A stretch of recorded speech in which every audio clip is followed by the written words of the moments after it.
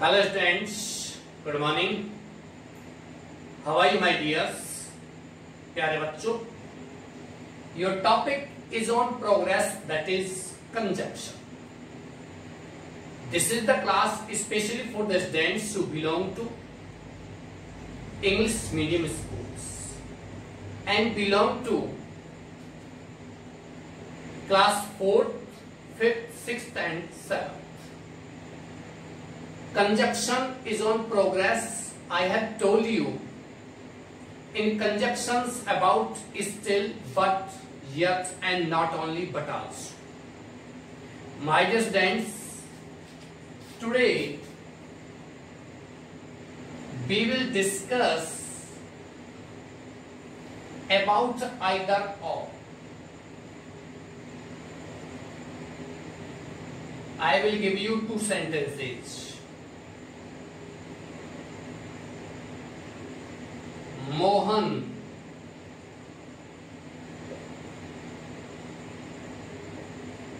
is my friend.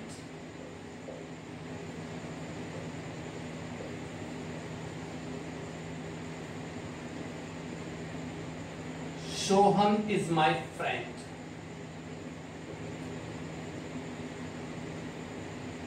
दोनों ही sentence आपको either और से कनेक्ट करने हैं.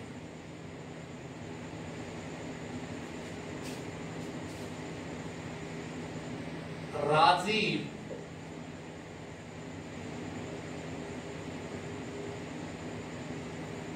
teaches us English.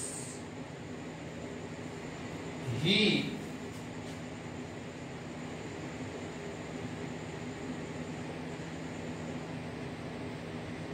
teaches us science. प्यारे बच्चों,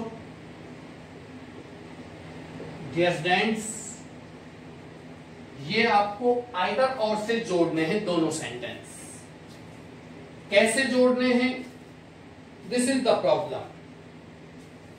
because I did not tell you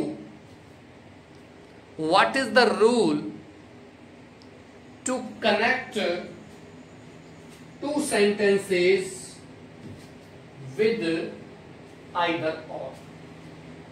क्योंकि मैंने आपको केवल yet but still और not only but also के रूल्स बताए. इसके रूल मैंने आपको नहीं बताए. लेकिन प्रिय विद्यार्थियों, जो नियम आपका नॉट ओनली बट आल्सो का लगता है, वही नियम आइदर और का लगेगा. इसलिए आपको ये दोनों सेंटेंस में दे रहा हूं. अपनी कॉपी में आपको नोटबुक में इसको नोट करना है. You have to write them down in your notebook and then connect two sentences with either or and write it in the comment box. आज भी आपने कमेंट बॉक्स में लिखा है, बहुत अच्छा है, बहुत अच्छा आपने लिखा और आपने सेंटेंस कनेक्ट भी किए हैं. आपके सही सेंटेंस थे. यहां कंजक्शन में दो सेंटेंस मैंने आपको फिर दिए हैं. कौन कौन से? Mohan is my friend, Sohan is my friend, either और से जोड़ना है. राजीव टीचर्स इंग्लिश, ही टीचर्स साइंस, ये भी आपको जोड़ना है. दोनों सेंटेंस में, पहले सेंटेंस में आपको दोनों सेंटेंस उनमें सब्जेक्ट डिफरेंट हैं, अलग अलग हैं. और नीचे वाले सेंटेंस में सब्जेक्ट एक ही है, सब्जेक्ट समान है. प्यारे बच्चों, जहां आप नॉट ओनली लगा रहे हो वहां आइदर लगाना है. जहां बट आल्सो लगा रहे हैं वहां और लगाना है. ओके डियर्स, तो ये आपने दोनों सेंटेंस कॉपी कर लिए होंगे. मैं आशा करता हूं उसी नियम से आपको ये बनाने हैं जिस नियम से आपने नॉट ओनली बट आल्सो बनाया है. और आज की क्लास में हम टू से सेंटेंस को बनाना सीखेंगे. How do we connect two sentences with two.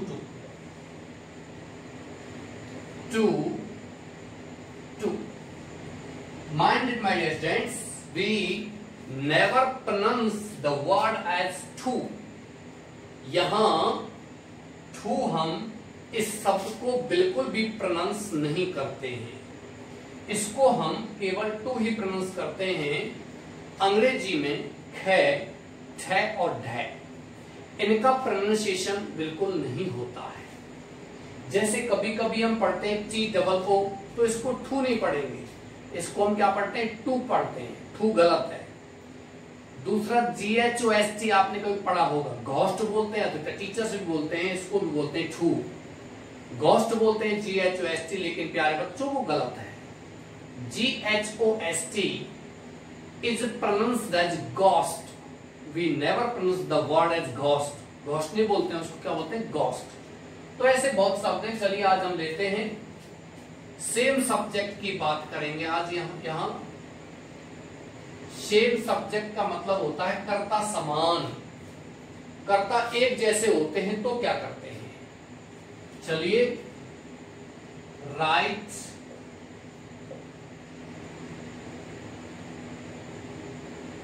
To in place of so much very and remove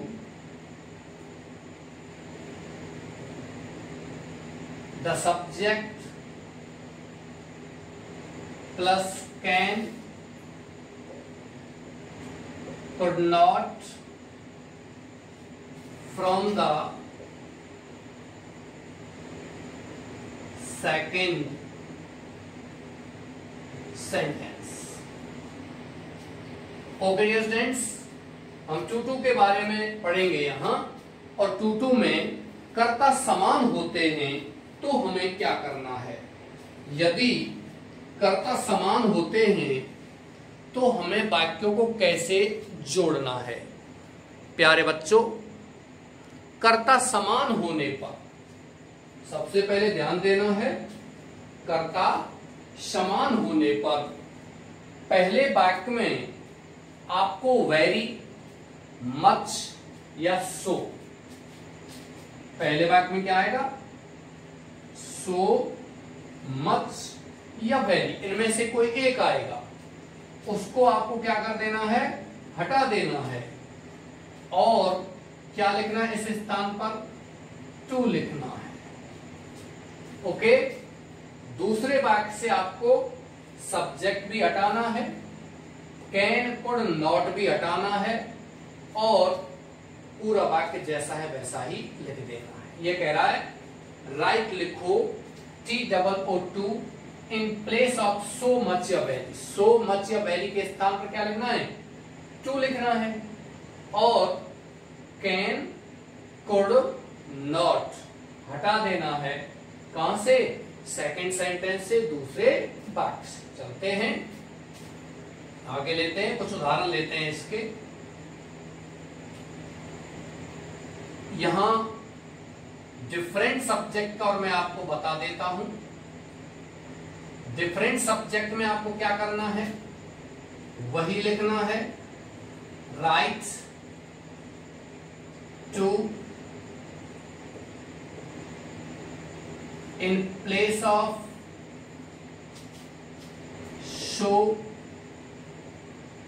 much very, write for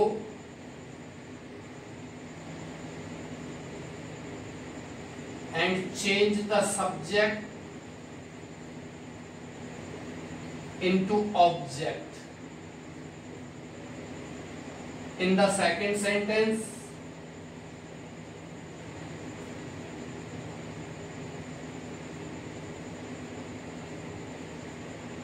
remove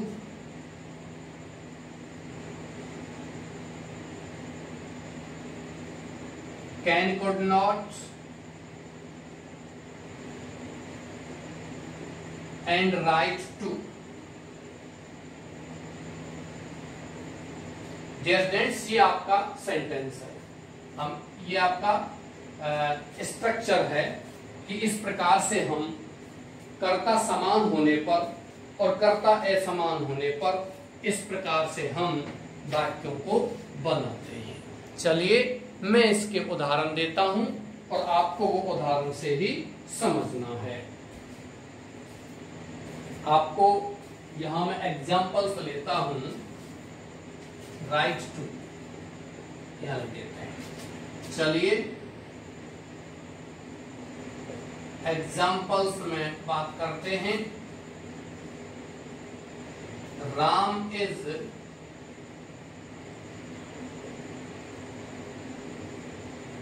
very weak,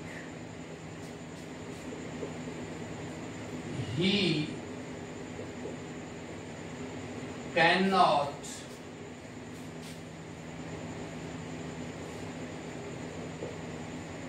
run fast। और हमें ये टू से जोड़ना है। किस जोड़ना प्यारे बच्चों? टू से। तो देखिए पहले देखो कर्ता समान है या असमान। इसमें राम है, इसमें ही है, तो राम के लिए आया है ही, यानी कर्ता समान है। तो नियम कहता है write too in place of so much very. So much या वेरी के स्थान पर क्या लिखना है? इसके स्थान पर क्या लिखना है? Too. Ram is too week.